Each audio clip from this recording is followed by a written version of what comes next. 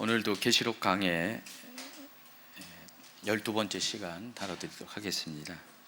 오늘도 일곱 교회 이야기 중에서 서론 부분을 또 오늘까지 다뤄드려야 될 것 같아요. 다음 주부터는 에베소 교회 이야기가 시작될 거고요. 오늘까지는 일곱 교회 이야기 전체 개론 부분을 이야기해 드리겠습니다. 예수님께서 사도 요한에게 보여주신 마지막 때 예수님의 모습의 특징이 있습니다. 여러 가지 예수님이 보이신 그 다양한 그런 모습이 있지만은 교회와 관련돼서 특별하게 예수님께서 보여주신 게 일곱 교회들과 함께 계신다는 그 사실, 그리고 일곱 교회의 사역자들을 오른손으로 붙들고 계신다는 그것, 굉장히 중요한 포인트인 것 같아요. 일곱 촛대가 무엇을 상징한다 그랬죠? 계시록 1장 20절에는 일곱 촛대는 일곱 교회라고 했고요. 또 일곱 별은 무엇을 상징한다 그랬어요? 일곱 교회의 사자들이라고 표현했는데 목회자들, 사역자들을 가리킨다고 말씀드렸습니다. 지금 예수님은 교회들과 함께 거닐고 계시고, 또 예수님은 교회의 리더들을 능력을 상징하는 오른손으로 지금 붙잡고 계시다는 것입니다. 예수님의 나타나신 모습 가운데 나타난 특징이 이와 같이 교회와 관련돼서 중요한 특징을 가지고 있습니다. 계시록 2장 1절에도 1장에 나타난 그 예수님의 모습을 다시 한번 소개를 하는데, 계시록 2장 1절을 한번 읽어주시기 바랍니다. 에베소 교회의 사자에게 편지하라. 오른손에 있는 일곱 별을 붙잡고 일곱 금촛대 사이를 거니시는 이가 이르시되.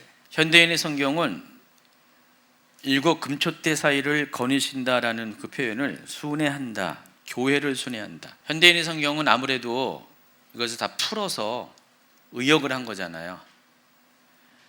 그래서 현대인의 성경으로 같이 한번 읽어볼까요? 에베소 교회 지도자에게 이렇게 편지를 써보내라.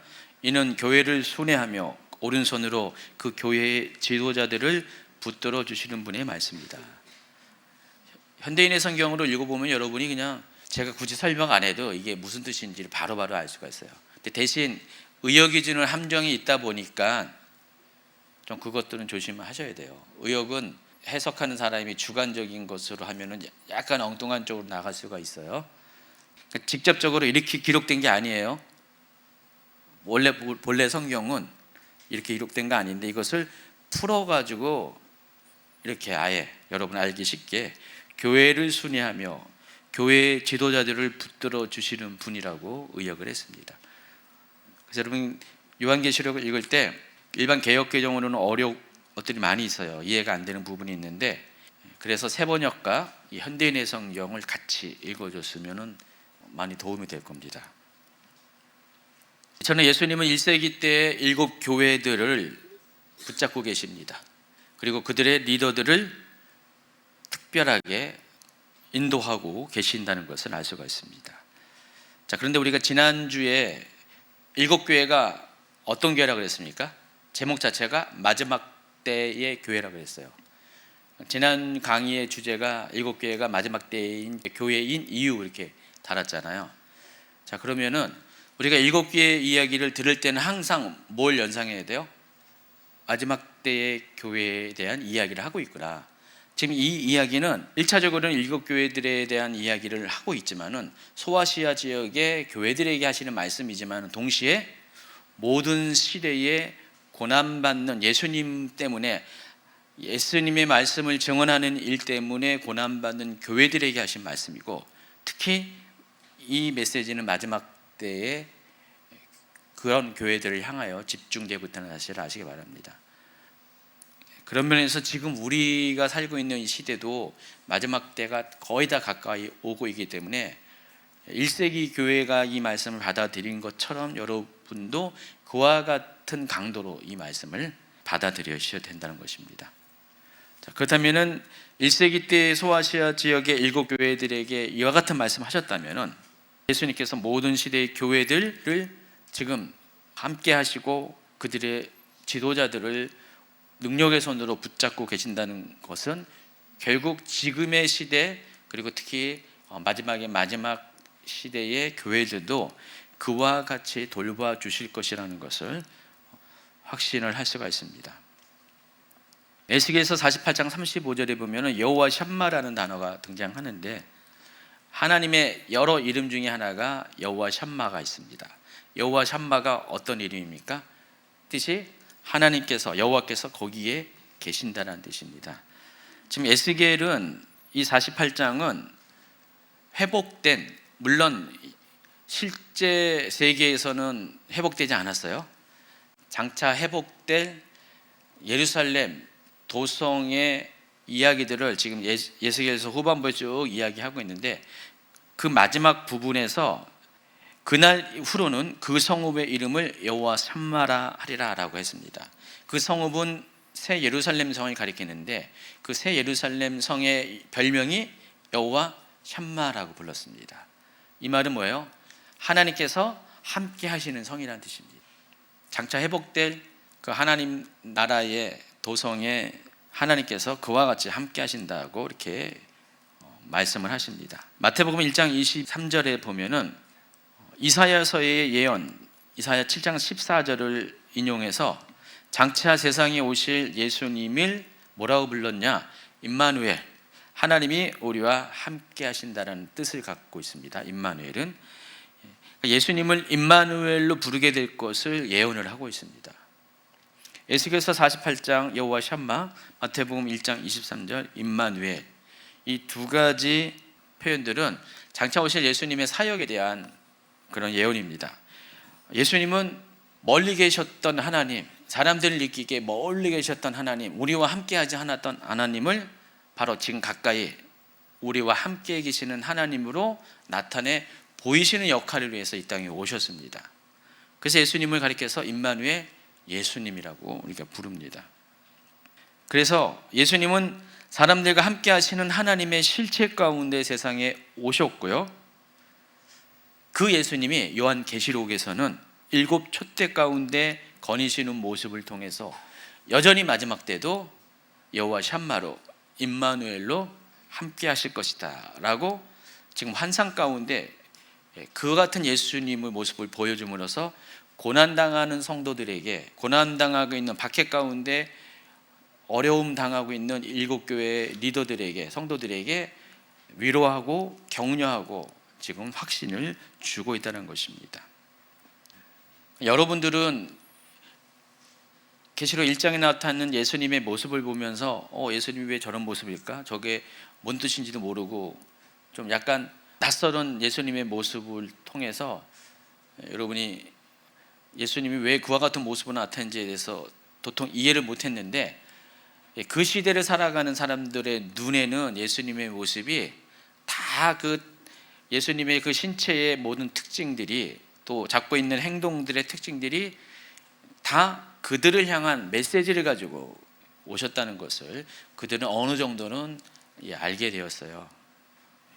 그래서 그들이 잘 모르는 이 부분에 대해서 7 촛대나 7 별이 잘 모르기 때문에 예수님은 1장 20절에서 그들이 잘 모르고 있는 7 별과 7 촛대에 대해서는 따로 설명을 해주신 거예요. 어쨌든 첫 번째로 예수님은 환상 가운데 찾아오신 예수님은 7 교회와 함께 계시는, 임마누엘로 함께 계시는 예수님의 모습이고, 자, 지금 고난당하는 성도들과 그와 같이 예수님이 함께하고 있다는 것을 지금 그들이 보는 눈을 통해서 알게 하셨다는 것입니다. 두 번째는 7 교회를 감독하는 목회자들을 격려하기 위해서 그와 같은 모습으로 나타나신 거거든요. 그래서 오른손에는 그들을 상징하는 7 별을 붙들고 있는 모습으로 자신을 나타내십니다. 성경에서 오른손은 능력의 손, 구원의 손을 가리키고요. 출애굽기 15장 6절, 시편 18장 35절, 시편 20장 6절 한번 연속적으로 읽어주시기 바랍니다. 여호와여, 주의 오른손이 권능으로 영광을 나타내시니이다. 여호와여, 주의 오른손이 원수를 부수시니이다. 또 주께서 주의 구원하는 방패를 내게 주시며 주의 오른손이 나를 붙들고 주의 온유함이 나를 크게 하셨나이다. 여호와께서 자기에게 기름 부음 받은 자를 구원하신 줄 이제 내가 아노니 그의 오른손에 구원하는 힘으로 그의 거룩한 하늘에서 그에게 응답하시리로다. 이거 말고도 성경에 보면 오른손이 상징하는 내용들은 다 뭐예요? 능력의 손, 구원의 손을 가리킵니다. 자, 지금 교회 리더들이 직면한 상황이 어떤가? 사도 바울이 앞서 하나님 말씀 때문에 예수님을 증언하는 일 때문에 밤모섬에 갇혔다고 그랬잖아요. 자, 그 상황과 크게 다르지 않습니다. 교회 리더들 또한 사도 요한과 같은 아주 목숨이 위태로운 상황에 직면하고 있습니다. 교회를 비판하는 이들이 만약에 교회를 효과적으로 비판하게 해서는 어떻게 할까요? 당연히 교회 목회자들을 먼저 잡아들여서 그들을 죽이면은 교회를 제거하는 데 있어서 굉장히 효율적이습니다. 그래서 과거도 그렇고 지금도 그렇고 어느 시든지 간에 어느 한 공동체를 무너뜨리기 위해서는 그 공동체를 이끄는 리더를 지금 잡아서 그를 죽이면 됩니다. 자, 이스라엘이 지금 하마스와 전쟁을 벌이는데 이스라엘이 지금 집중하는 게 뭐예요? 하마스의 총 리더 시나른가? 뭐 그 사람을 지금 잡으려고 지금 뉴스 보도 보니까 어느 사진을 봤더니 그 하마스의 리더들이 함께 모여서 회의를 하는 장면에 한 10명 정도가 이렇게 쭉 앉아있는 장면이 사진이 있더라고요. 근데 거기 보니까 제거된 사람들을 XX 이렇게 인터넷 신문 보니까 나와 있어요. 거의 절반 정도는 다 제거됐어요. 아직 절반 정도는 남아있고 최고 지도자도 아직 살아있어요. 이스라엘이 지금 그들을 죽여야지만 전쟁이 끝날 것이다. 하마스가 뿌리 뽑아질 거다. 만약에 그들이 살려놓으면 어떻게 돼요? 세력이 약해진 것처럼 끝까지 그들이 하마스를 존재를 이끌고 가기 때문에 전쟁을 끝내기 위해서는 그들을 잡아야 돼요. 그들을 제거해야 된다는 것입니다. 지금도 마찬가지예요.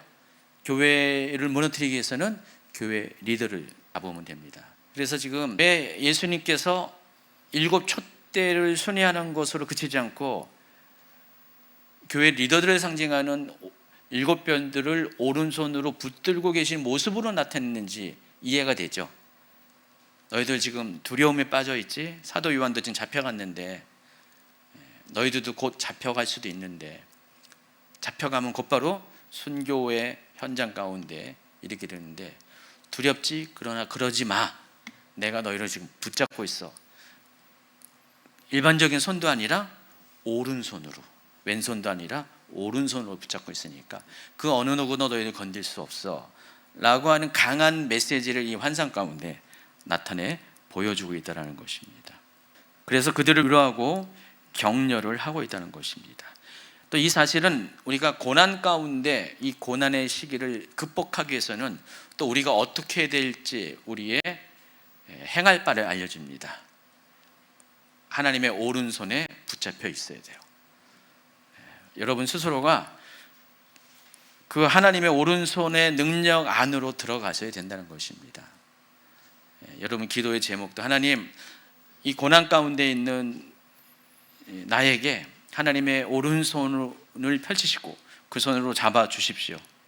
내가 그 오른손을 결코 놓지 말게 해달라고 그런 기도를 해야 한다는 것입니다. 자, 이와 같이 예수님이 나타난 모습 가운데는 그 교회들을 향한 메시지가 아주 명확하고 분명하다는 사실을 알 수가 있습니다.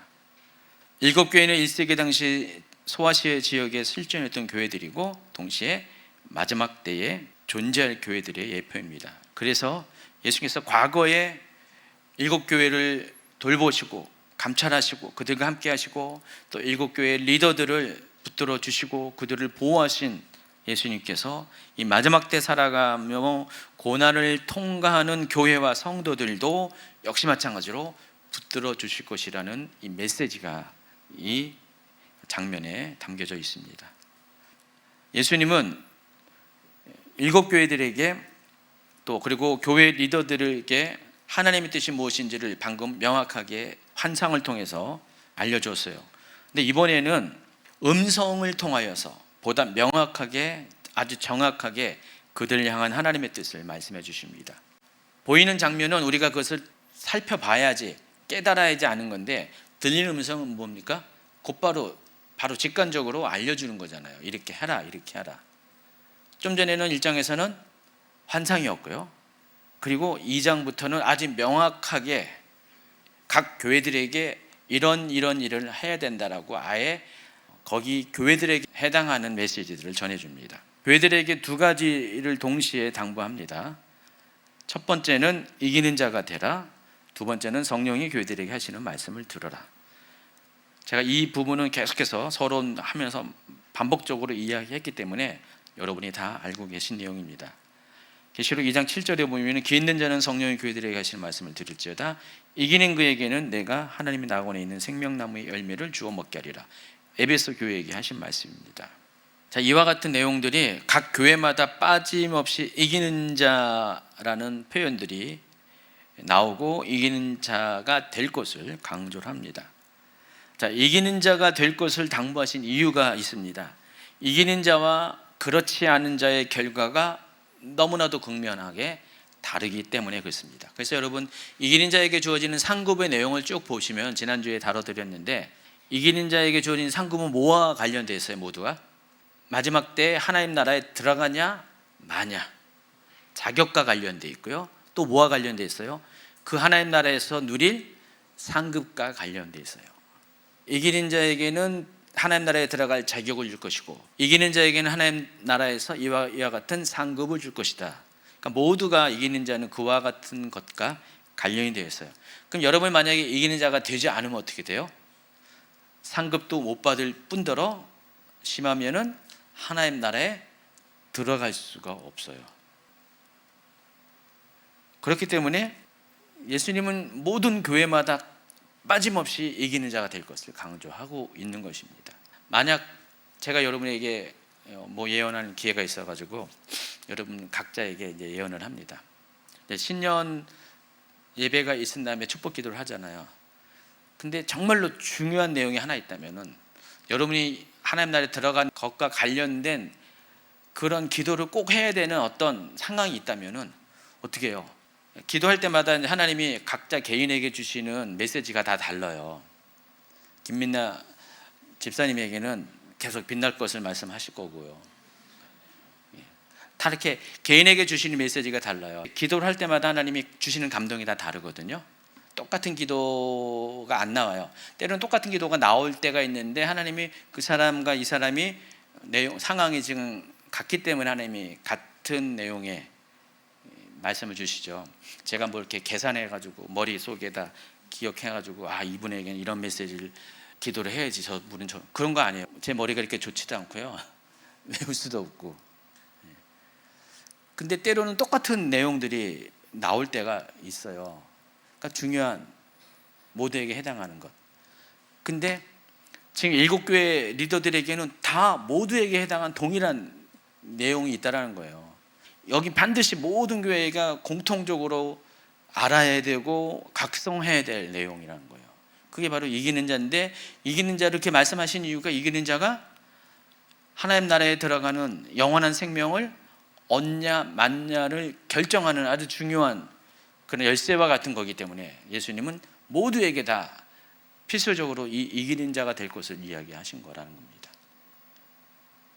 근데 만약에 이기는 자가 되지 않으면 천국에 들어갈 수도 없기 때문에, 너무나 중요한 것 때문에 그렇다는 것입니다. 그래서 이기는 자가 되는 것은 선택이 아니라 생존을 위한 필수 사항이라는 것입니다. 그래서 예수님의 이 메시지를 들어야 되는 7교회들은 당연히 이기는 자가 되라는 메시지를 들어야 됐었고, 또 모든 시대의 교회들, 또 마지막 때의 교회들은 반드시 이기는 자가 되어야 된다는 것입니다. 여러분, 꼭 이기는 자가 되어야 돼요. 지면 안 돼요. 근데 이 말은, 하나님은, 예수님은 여러분이 계속 이기는 자가 되길 원하지만, 반대로 악한 영은, 마귀는 여러분이 이기는 자가 되지 못하도록 자꾸만 여러분의 길을 해방합니다. 여러분이 달리기를 하고 있어요. 지금 하나님 나라라는 표대로 향해서 여러분이 막 다림박질을 하고 있는데, 어느 순간 어느 골목에서, 음침한 곳에서 발을 딱 내밀고 있다가 딱 걸러 넘어지게 하고요. 보이지 않는 곳에서 웅덩이를 파가지고 빠지게 하고요. 마귀가 그러잖아요. 지금 7교회가 지금 그와 같은 것들을 다 통과해서 지금 그 나라를 향해서 가고 있거든요. 그래서 앞으로 각 교회들에게 하시는 예수님의 말씀에 보면은 책망과 또 경고가 들어가 있는데, 뒷부분에 다룰 겁니다. 다 그 내용이 바로 그런 내용들이에요.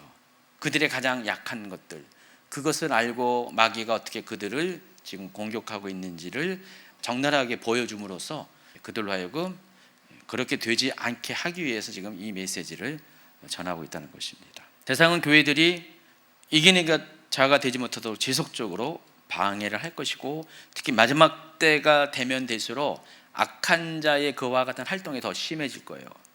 두 가지 형태로 나타나고 있어요. 첫 번째는 미혹이고, 성도들이 교회들이 이기는 자가 되지 못하도록 미혹할 것이고, 또 한 가지는 불같은 핍박을 통해서 이기는 자가 되지 못하게 한다는 것입니다. 자, 그러면은 그와 같은 악한 세력의 미혹과 위협에서 어떻게 승리해야 되냐, 이기는 자가 될 수가 있는가? 아주 쉬워요. 성령이 교회들에게 하시는 말씀을 듣기만 하면 됩니다. 우리가 실패하는 이유는 하나님의 음성을, 하나님의 말씀을 잘 안 들어서 그래요. 들어도 무시해서 그렇다는 것입니다. 그래서 이기는 자 되기 위해서는 성령이 교회들에게 하시는 말씀을 들으려고 하시면 돼요. 자녀들이 부모님이 이렇게 하라 저렇게 하라 말만 잘 들어도요, 잘못되는 일이 없어요. 근데 참 희한하죠? 부모님 말하면 꼭 거꾸로 가는 그런 친구들이 있고, 그런 때가 있어요. 그렇죠? 반항기가 있어요. 아직 뭐 초등학교 때까지만 해도 잘 말 듣다가 초등학교 고학년 되면 그때부터 시작해가지고 중학교쯤 되면 아주 절정에 이르게 되죠. 무조건 부모님 말은 안 들어. 무조건 거꾸로 해. 뭐 그런 친구들이 가끔씩 있습니다. 교회 안에도 하나님 말씀하는 것에 대해서 알면서도 안 들으려고 그러고 지키려고 하지 않는 분들이 가끔씩 있는데, 자, 그런 사람들은 어디로 갑니까? 실패한 자들이 가는 그곳을 갈 수밖에 없어요. 그래서 여러분이 하나님 나라에 제대로 들어가기 위해서는 이기는 자가 되어야 되고, 이기는 자가 되기 위해서는 성령이 교회들에게 하시는 말씀을 들어야 한다는 것입니다. 그래서 귀 있는 자는 성령이 교회들에게 하시는 말씀을 들을지어다, 들을지어다, 들을지어다, 들을지어다, 들을지어다, 들을지어다, 들을지어다. 7개 교회 모두에게 똑같이 같은 말씀을 반복적으로 합니다. 여기서 귀는 성령이 말씀하시는 음성을 들을 수 있는 영적인 귀를 말하는 것입니다.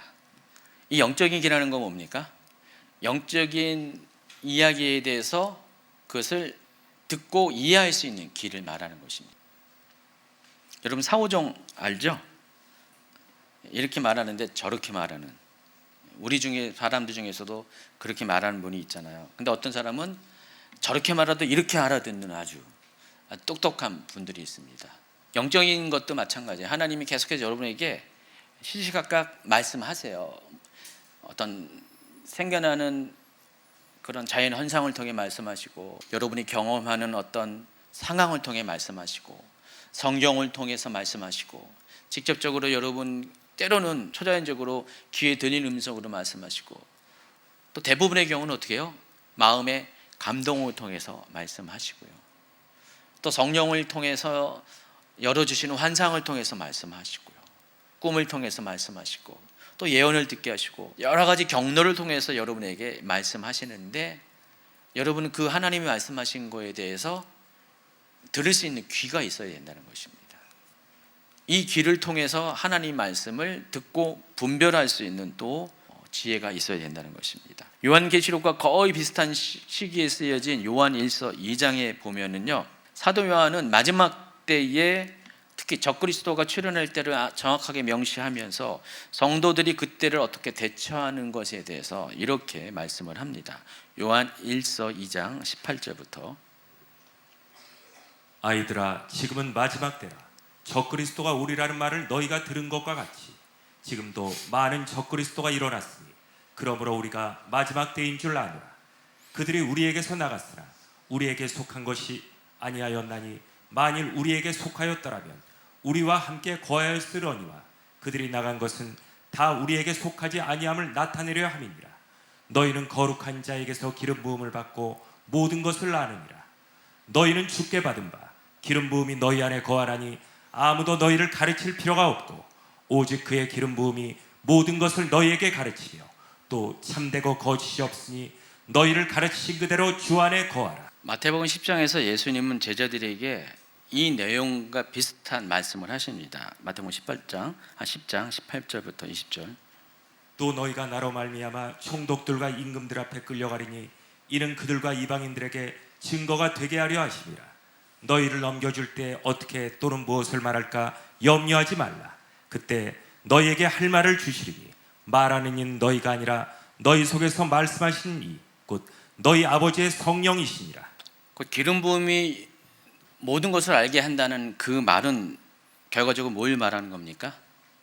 성령께서, 그러니까 기름 부음은 성령이 주시는 능력으로 표현할 수도 있고, 또 기름 부음을 성령 자체로도 말할 수가 있어요.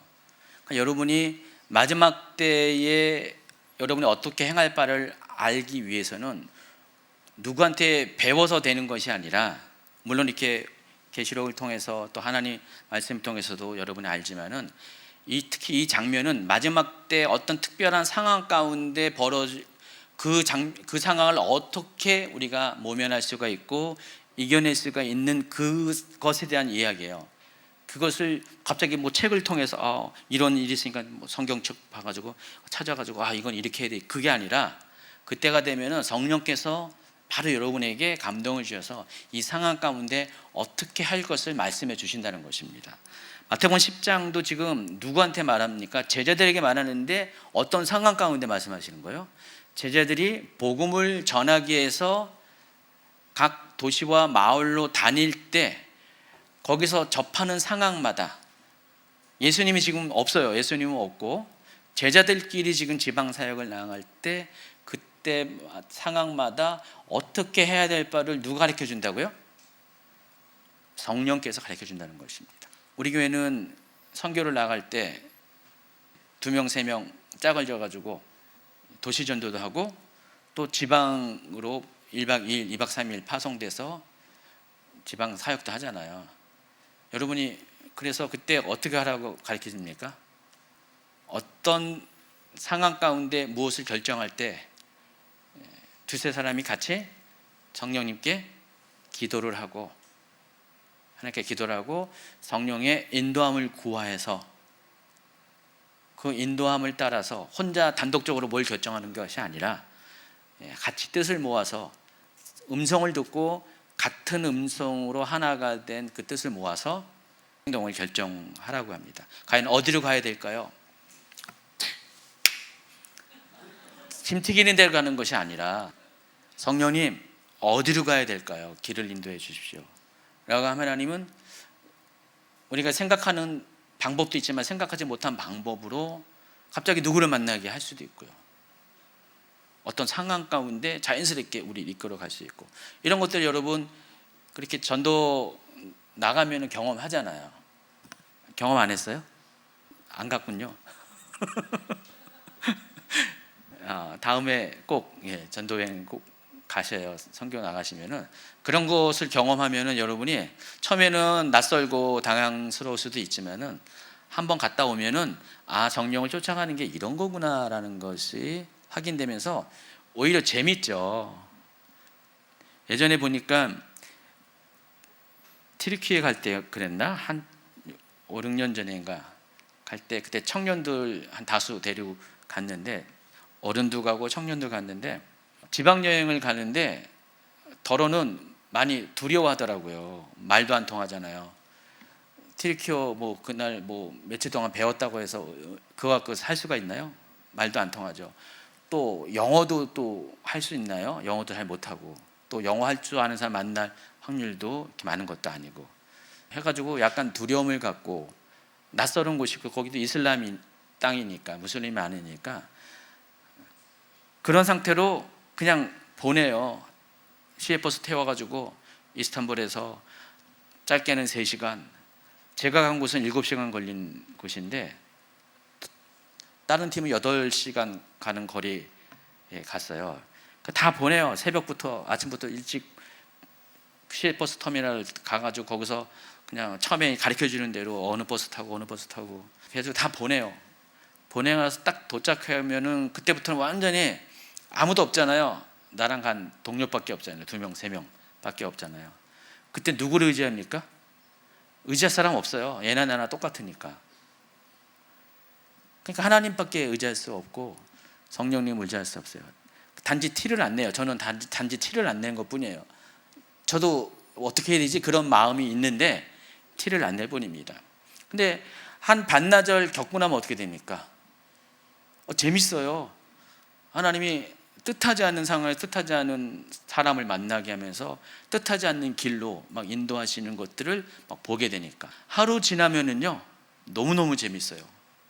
제가 그때 흑해, 여러분 알죠? 흑해 저쪽 터키 저 북쪽에 옛날에 본도라고 하는, 성경에 본도라고 하는 흑해 지역을 가가지고 거기서 그때 딱 둘이, 저는 멤버가 딱 둘이 해가지고 뭐 이렇게 해가지고 저렇게 해가지고 그 바닷가 뒤쪽에는 한 1000m 넘는 다 산맥으로 쭉 둘렀었어요. 산 속으로 들어갔어요. 가지고 버스 타고 또 조그만 또 버스 갈아타고 해가지고 어떤 무로무로 해가지고 한 1시간 2시간 가가지고 산골짜기 마을로 딱 들어갔는데 버스에서 딱 내리니까 동네가 다 시커매. 왜 시커멓냐면 탄광촌이 그런 게 아니라 다 시커먼 옷을 입은 남자들이 완전히 거리를 그냥 다 할 일이 없어가지고, 튀르키예가 실업률이 어마무시하거든요. 40% 돼요. 그러니까 남자들이 할 일이 없어가지고 실업자들이죠. 그냥 거리에서 막 배회하고 있어요. 딱 내려가지고 어디로 가야 될지 몰라요. 무슨 교회를 찾아가는, 교회 당연히 없고 누가 아는 사람이 있는 것도 아니고. 그래서 둘이서 있다가 사람들에게 일단은 숙소부터 정해야 되기 때문에 숙소를 알아보는데 호텔이 하나도 없대요. 거기 하나도 없어가지고 우리 어디로 가야 되냐, 우리 선교사님 왜 이런 데를 우리 보냈냐라고 속으로 생각을 하면서, 호텔도 없대니까 적어도 호텔은 있어야 되잖아. 그래서 갔는데 한참 이렇게 짐을 메고 이렇게 한참 발바름 오르고 기도하면서 막 가는데 갑자기 차가 막 오더니 저희 앞을 쑥 지나가더니 급하게 끽 쓰더니 갑자기 후진을 쫙 해가지고요 저희한테 말을 거는 거예요. 그 사람이 영어를 할 줄 아는 사람이에요. 너 영어 할 줄 아냐? 우리 영어 할 줄 안다. 그래가지고 말이 통했어요. 말이 통해가지고 갔더니 아직 호텔은 없는데 호텔을 만들려고 준비하고 있는 사람이었어요. 1년 동안 지금 공사하고 있대요. 혼자서 공사하느라고. 그래가지고 그 사람, 그러니까 우리가 앞에서 막 물어보니까 사람들이 알려줬나 봐요. 그러니까 우리를 쫓아온 거예요. 그 사람이 듣고 쫓아와가지고 우리 무조건 타라는 거예요. 묻지도 않고 무조건 타라는 거예요. 맨 처음에 타라니까 탔죠. 그랬더니 그 얘기 하더라고요. 자기가 실은 호텔 지금 준비하고 있는데 가자고 해가지고 갔어요. 가가지고 한 방 2개 정도는 어느 정도 완비를 해가지고 거기서 묵을 수가 있었어요. 그때 그 사람이 너무 재밌는 게, 너무 쾌활한 사람인데 그 사람이 자기가 좋아서 그런지 몰라도요 자기 집에 바베큐를 이렇게 화덕을 만들어 놨는데 거기에다가 뭐 닭갈비 뭐 등등 해가지고 온갖 맛있는 거를 다 해가지고 저희를 대접하는 거예요. 돈도 안 받고. 그리고 너희도 여기 처음이지 하면서 내가 좋은 데 데려가게 하면서 동굴 있어요. 그 한 시간 정도 눈길을 헤치고 하는 동굴로 데려가가지고 동굴 탐험도 시켜주고요. 1박 2일 동안은 그 사람 통해서 대접을 받고 왔어요. 그리고 복음 안 전했나? 당연히 복음을 전했죠. 1박 2일 동안 그 사람은 계속 이야기하고 하면서, 저는 그때 흑해에서 그 깊은 산속에서 그런 사람을 만날 것이라고 도무지 생각을 못했잖아요. 근데 하나님이 그리스도 사람을 만나게 하고 또 영어 할 줄 아는 사람을 만나서 그 사람하고 대화하면서 또 혜택도 보고 또 그 사람에게 복음도 전하고 그 사람을 통해서 또 다른 사람들도 만나게 하고, 전혀 계획이 없었던 거예요. 근데 하나님이 그렇게 했어요. 저만 좋은 게 아니라 갔다 보고 다시 돌아온 사람들을 보면, 처음에 1박 2일로 갈 때 두려움을 가지고 떠났던 사람이 다시 돌아오잖아요. 선교사님 다음부터는 2박 3일 보내주세요. 이거 너무 짧아요. 너무 짧아요. 재미없어요. 2박 3일. 처음에 갈 때는 두려움까지 갔는데 한번 갔다 오면은 2박 3일을 보내달라고 할 정도로 아주 충만해서 옵니다. 뭘 경험했냐? 다들 모두 간증하는 거 보면은 하나님께서 인도하시는 거, 성령께서 인도하시는 거. 제가 이야기하니까 다들 빙긋이 웃는 분들이 몇 분 계세요. 목사님은 그게 아니라 나도 경험했어요. 뭐 지금 그러는 거예요. 그렇죠? 자, 이게 우리가 지금 잠깐 선교 가면서 잠깐 경험하는 거잖아요. 근데 마지막 때가 되면은 이게 꼭 필수적이 된다는 것이죠. 여러분이 개인적인 인생의 마지막 때에 대해도요, 여러분이 어떤 위기 상황에서 뭘 할지를 몰라요. 대부분 사람들은 뭘 할지 모르니까 발만 동동거리고 막 두려움에 빠지고 어떡하지 하면서 막 어찌할 바를 모르는데, 여러분은 그러지 말아야 돼요. 여러분은 오늘 이 말씀을 들었잖아요. 어떤 상황이든 간에 그때 그 상황에 닥치면 곧바로 뭘 해야 돼요? 습관적으로 아주 그냥 무의식적으로 반응을 해야 돼요. 평소에 훈련이 된 사람들 어떻게 해요? 바로 응급조치를 하잖아요. 그래서 훈련이 중요한 게, 훈련 안 된 사람과 훈련된 사람이 그렇게 차이가 있거든요. 그래서 훈련이 된 사람들은 즉각적으로 반응이 뭐냐? 성령님 어떻게 됩니까? 이 상황에서 하나님 어떻게 됩니까? 물어요. 즉각적으로 반응을 하는 거예요. 예전에 우리 아이가 집에 밤에 들어오다가 이 보도블록 같은 데 있죠. 거기 껌껌해가지고 거기 탁 넘어져가지고요, 앞으로 고꾸라졌어요. 고꾸라져가지고 팔이 돌아갔어요. 몇 년 전 얘기예요. 가지고 전화가 왔어요. 우리 아파트 입구에서 그런 일이 생긴 거예요. 전화가 와가지고 팔이 빠졌다는 거예요. 가지고 가봤더니 정말 팔이 이쪽으로 돌아가 있어요. 그때 어떻게 해야 됩니까? 여러분이 엄마라면 어떻게 해요? 깜짝 놀래가지고 어찌할지 몰라가지고 막 어떤 엄마는 막 울 것이고 막 그럴 거 아니에요. 최 목사님 어떻게 했어요? 즉각적으로 묻는 거예요. 성령님께 묻는 거예요. 어떻게 해야 됩니까? 그때 어떻게 대답 받았죠? 물었을 때? 지금 이게 위험한 상황인지를 성령님께 물어봤대요. 근데 마음에 주시는 감동은 괜찮다, 걱정하지 말라, 그러면서 병원 데려가라 그랬죠. 팔을 네가 뒤집어서 비틀어가지고 정상으로 돌려놓으라, 그게 아니라 괜찮으니까 병원 데려가라. 성령님이 괜찮다니까 마음이 평안이 찾아오면서 그냥 담대하게 그래 다 가자 해가지고 병원 갔더니 5분 만에 그냥 의사가 삑 돌려가지고 틱 맞춰주고 아주 간단하게 끝냈습니다. 그런 거죠. 일상생활에서도 우리가 평소에 습관이 되면은 우리가 실제 상황 가운데 두려워하지 않아요. 근데 마지막 때 상황은 정말 여러분이 겪어보지 못한 일들이 많이 생길 거거든요. 그때마다 어떻게 할 거예요? 어찌할 바를 몰라 할 겁니까? 그러면 안 된다는 거죠. 우리가 묻고, 그분께 묻고 답을 얻는, 그분이 누구예요? 성령님이라는 거죠. 성령님께 묻고 답을 얻는 것들이 실제 상황 가운데서 있어야 된다는 것입니다.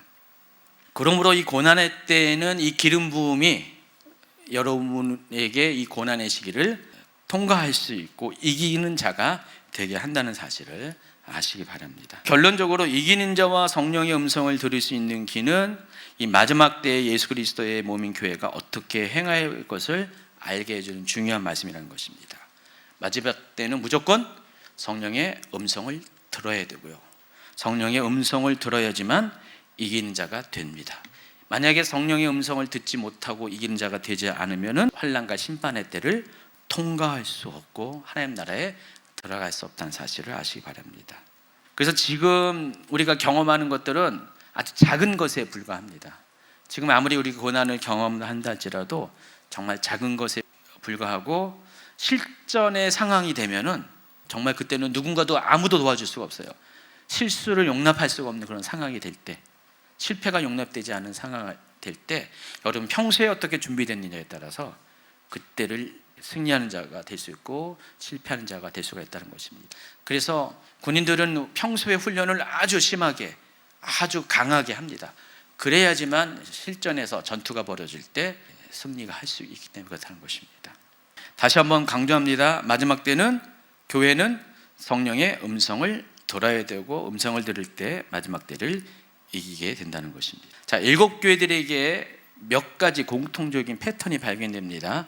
지금 112페이지예요. 제가 원고가 좀 짧다고 생각해서 갑자기 원고 없는 얘기를 했어요. 그랬더니 시간이 많이 지나갔네. 하여간 원고 없는 얘기를 하면 안 돼. 원고만 해도 이렇게 작지 않거든요. 자, 7교회들에게는 공통적인 패턴이 있어요. 제가 그림에 그린 것처럼 칭찬을 받는 교회가 있고 책망을 받는 교회가 있어요. 그리고 칭찬과 책망을 동시에 받는 교회가 있어요. 모두 7개의 교회 중에서 칭찬과 책망을 동시에 받는 교회가 4개의 교회고, 칭찬만 받는 교회가 2개의 교회고, 책망만 받는 교회가 1개의 교회입니다. 그 다행인 것은 그래도 칭찬과 책망은 이제 뭐 이렇게 서로 상쇄된다 할지라도 칭찬만 받고 책망만 받는 교회 보면은 그래도 책망만 받는 교회보다 칭찬 받는 교회가 더 많아서 다행이라는 그 얘기하는 거예요 지금.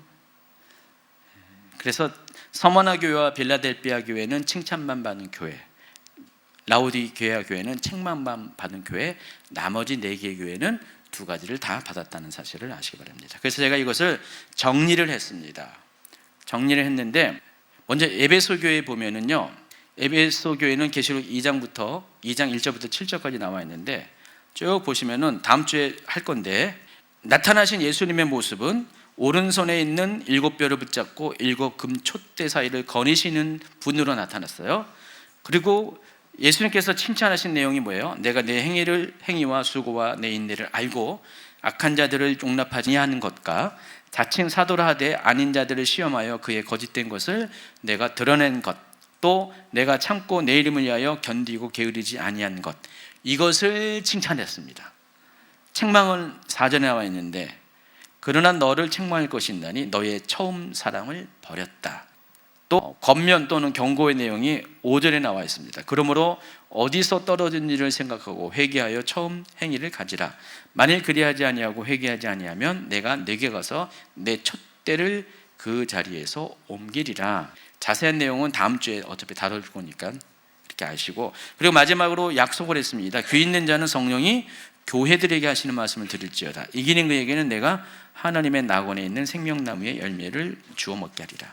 자, 이와 같은 패턴으로 그 이후에 나오는 서머나, 또 버가모, 두아디라, 사대, 빌라델피아, 그리고 마지막 라오디게에 이르기까지 모든 교회마다 이와 같은 맨 처음에 칭찬, 책망, 권면 또는 경고, 그리고 약속을 하셨다는 것입니다. 그래서 자세한 내용은요, 여러분이 쭉 읽어보시고 뒷부분에 결론 부분에 보면은 제가 표를 만들어 놨어요.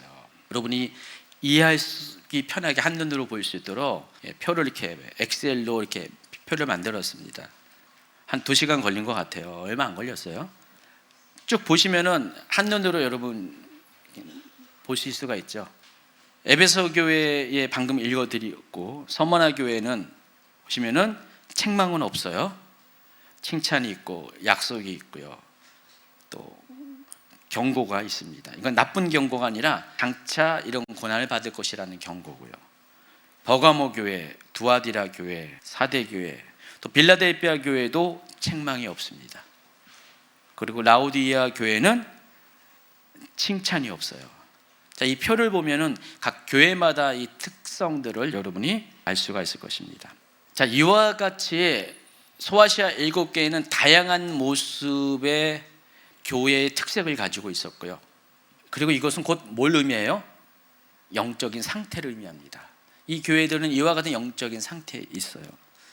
그래서 예수님께서는 각 교회들의 형편과 상황을 알기 때문에 각각의 맞춤형으로 그들에게 각각에 해당하는 메시지를 이렇게 주셨다는 것입니다. 4장 이후에 나오는 것들은 공통적인 내용이에요. 마지막 때 일어날 일들에 대한 공통적인 메시지고, 2장 3장은 각 교회들을 향해서 너희 교회는 이렇다. 그런데 원래는 에베소 교회에게 요 말씀하시고 나머지 4장 이하를 쭉 한 편지 해가지고 에베소 교회만 딱 달랑 보냈어야 되는데 상황이 그렇지가 않잖아요. 사도 요한이 아마 형편이 상황이 됐으면은 각각의 편지를 다 썼을 것 같아요. 에베소의 교회에 맞는 편지를 먼저 써요. 네, 그 에베소 교회에서는 요 2장 1절부터 7절까지 내용만 집어넣고 8절부터 3장까지 내용은 빼는 거예요. 왜냐하면 에베소 교회에만 보낸 편지이기 때문에. 근데 그렇게 하지 않았어요. 모든 7개의 교회에 보내는 것들을 공통적으로 같은 편지에 기록했습니다. 가령 셀 리더들에게 카톡방에다가 제가 공지를 올려요. 공지를 올리는데 공통된 내용을 쫙 올려요. 우리 셀 리더들이 다 알아야 될 내용들을 하는데, 그렇게 하면서 자, 1셀 리더에게는 우리 1셀 누구 권사님은 그 셀은 지금 상황이 이렇게 하고 해서 이렇게 해야 됩니다. 잘한 것도 칭찬하고 잘못한 거에 대해서 또 책망도 하고 또 이렇게 하면 이렇게 또 상급을 주겠습니다 라고 하면서 그 한 개의 셀에다가 해당하는 편지를 써요. 근데 그걸로 끝이지 않고 같은 내용 안에, 공지 안에 또 다른 셀, B라는 셀, C라는 셀에게 같이 묶어서 보내는 거예요. 묶어서 보내면 어떤 효과가 있을까요? 서로 경쟁시킵니까? 아니면 서로 이 교회는 뭐 이게 잘못했구나, 뭐 그렇게 서로 이렇게 고발하는 그런 목적으로 씁니까? 그게 아니죠. 그걸 통해서 어떻게 돼요? 자신을, 우리 교회를, 우리 셀을 돌아보고, 아, 이쪽 셀은 이렇게 잘했으니까 우리도 이렇게 해야 되겠다. 아, 우리는 이게 부족하구나. 이런 것들을 서로 돌아볼 수 있는 계기가 되죠. 자, 아마 7교회 그 리더들은 이 편지를 읽으면서, 교회 성도들은 이 편지를 들으면서 우리 교회에 해당하는 거 있고 다른 교회에 해당하는 거 있지만, 이것들을 통해서 7교회 모든 성도들이 자기가 미처 생각하지 못했던 부분까지도, 어쩌면 우리 교회에 상관없는 것까지도 이걸 계기로 생각을 하면서 어떻게 하나님이, 예수님이 보시기에 어떤 모습이 예수님이 기뻐하는 모습이라는 것을 생각을 했을 것 같아요. 저는 그렇게 생각해요. 어느 교회를 폄하하고자 편지에다 쓴 것이 아니라, 혹시라도 부족할 수 있는 것들을 다른 교회의 예를 통해서 보고 내가 더 각성하고 또 자기 자신을 살펴봄으로 더 온전해지기 위해서, 그래서 모든 교회들이 해야 될 것과 하지 말아야 될 것에 대해서 명확한 기준을 알고 그것에 맞는 온전한 교회가 되게 하기 위해서 예수님께서 이와 같이 한 편지 안에 7개의 교회 이야기들을 다 한꺼번에 기록하게 했을 가능성이 많습니다.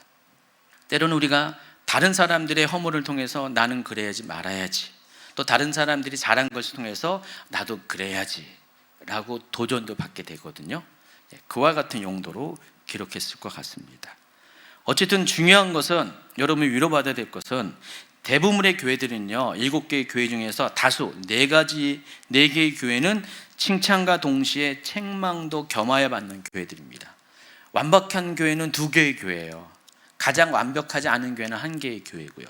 그러니까 일반적인 교회들은 칭찬과 책망이 동시에 가질 수가 있어요. 여러분 개인도 마찬가지입니다. 일반적인 교회도, 일반적인 성도들도 우리는 다 그래요. 그냥 7개 교회 중에서 4개면은 적어도 한 60% 정도 될 거 아니에요. 그 교회들은, 그 성도들은 그냥 평범한 이런 칭찬과 책망이 동시에 있는 그런 수준의 성도들입니다. 그렇지만 중요한 것은, 하나님이 여러분의 잘한 것과 잘못한 것에 대해 동시에 드러내실 때 어떻게 반응해야 되냐, 이것을 통해서 내가 칭찬받는 교회가 될 수 있고 책망만 들을 수 있는 교회도 될 수 있는데, 이것을 선택하는 것은 누구의 몫이냐? 여러분 자신의 몫이라는 것을 아시기 바랍니다. 앞서 이 교회들에게 하신 말씀이지만은, 이것을 성도 한 개인에게 경우에 비춰보면은 구원은 철저히 개인적인 선택이라는 사실을 아시기 바랍니다. 어떤 분들은 나는 이렇게 은혜가 많은 교회에 속해 있기 때문에 나는 안전해 라고 생각할 분이 있어요. 과거에 나는 예수 믿는 가정에 태어났기 때문에 나는 뭐 모태 신앙이기 때문에 나는 뭐 천국 갈 수가 있어. 안 되면은 뭐냐, 엄마 옷자락이라도 붙잡고 가지 뭐 그렇게 생각하는 분도 있을 수가 있어요. 근데 여러분, 여러분의 소속이 여러분의 구원을 결정하는 것은 결코 아니에요. 교회도 마찬가지입니다. 여러분이 어느 교회에 속해 있다고 주임직계 여러분이 다 성도 등록됐다고 다 천국 가는 거 아니에요. 여기서 천국 가는 사람이 있고 천국 못 갈 수 있는 사람도 있을 수가 있어요. 그래서 여러분, 구원의 선택은 여러분이라는 사실을 꼭 명심하시기 바랍니다. 기본적으로 내가 좋은 교회, 은혜에 있는 교회, 성령이 있는 교회에 출석하는 건 굉장히 좋은 거예요. 다른 사람보다 더 좋은 기회를 갖는 거죠. 이제 그럼에도 불구하고 개인의 선택도 중요하다는 사실을 아시기 바랍니다. 각 교회들에 대해서 쭉 설명하겠지만은 정말 다 교회들이 다 나쁜 건 아니었어요. 라오디게아 교회 빼고는 다 뭐라고 했어요? 칭찬을 다 들었어요. 6개 교회는요. 4개 교회는 더불어서 책망을 받았을 뿐이지 다 칭찬을 들었던 교회예요. 에베소 교회도 대단한 교회였어요. 칭찬거리 보면 3줄이잖아요. 근데 책망은 딱 한 거예요. 처음 사랑을 버렸다. 그거 하나 책망인데 앞에는 다 칭찬의 내용이에요. 다 좋아요. 다 좋은데 한 가지가 잘못되면은 다 끝나는 거예요. 교회도 마찬가지입니다. 여러분, 교회가 다 은혜 좋고 다 좋아요. 하나님 말씀을 순종하고 예배도 좋고 선교도 이렇게 잘 가고, 이제 우리 교회 얘기하는 겁니다. 다 좋은데 결정적으로 예수님 보시기에 합격되지 않은 한 모습을 갖고 있는다. 그 안에는 여러분이 그것을 그대로 따라간다. 그럼 여러분도 어쩌면은 이기는 자가 될 수가 없을 수가 있어요. 어쩌면은 하나님 나라에 들어가지 못할 수도 있다는 사실을 아시기 바랍니다. 그래서 에베소 교회 같은 교회에서도 처음에는 다 좋았지만은 나중에 끝이 안 좋았잖아요. 처음 사랑을 버렸. 근데 아마 그 중에 어떤 사람은 끝까지 첫 모습을 그대로 가지고 끝까지 하나님 나라에 들어간 사람이 있었을 거예요. 그러니까 아무리 책망을 받았다 할지라도 그 중에서 교회적으로 책망을 받은 거죠. 한 개인이 또 어떻게 하냐에 따라서 또 구원의 여부는 또 달라진다는 사실을 아시기 바랍니다. 저는 7교회 이야기를 보면서 이 7교회는 우리의 신앙의 7가지 유형을 말하는 것이지, 물론 실존했던 교회들의 상황을 통해서 이와 같은 유형을 말하는 것이고요. 그리고 이 유형의 모습은 모든 시대의 모든 교회의 모든 성도들 가운데 다 있는 것이고, 특히 마지막 때 이런 교회들도 있을 것입니다. 근데 중요한 것은 이 마지막 때가 되었을 때 이 모습을 가지고 우리가 어떻게 하나님 앞에 어떻게 서냐에 따라서 우리의 구원이 최종 결정이 어떻게 된다는 것을 여러분이 깨달아야 된다는 것입니다.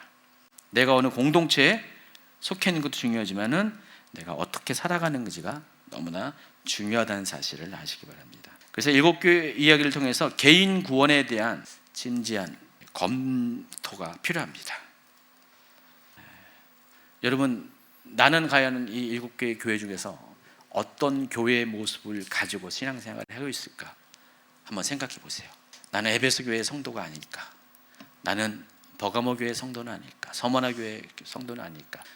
이 교회들을 앞으로 차근차근 다닐 때마다 그 교회들의 모습을 통해서 나를 한번 적어보세요. 내 모습, 내 신앙의 현 주소, 내 영적 상태에 대해서 점검하시고 꼭 다시 한번 확인해 보시기 바랍니다. 7교회는 그것을 위해서 여러분에게 예수님이 다 들을 수 있도록, 알 수 있도록 쓰신 편지라는 사실을 아시기 바랍니다. 자, 오늘 강의 여기까지 하고요.